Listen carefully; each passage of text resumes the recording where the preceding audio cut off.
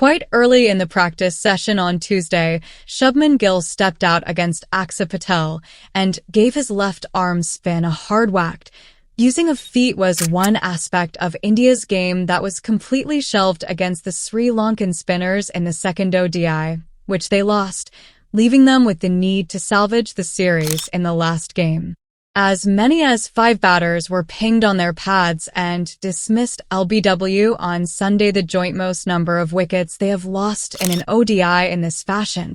Troubling them was a leggy who was not even in the original squad till a day earlier, with nothing more complicated than sticking to a stump-to-stump line. Abhishek Nair, India's assistant coach, had admitted to the troubles that the Indian batters faced through the middle overs for 2 games in a row, and the need to go back and rectify those errors. In the 2-hour session, where Shubman Gill,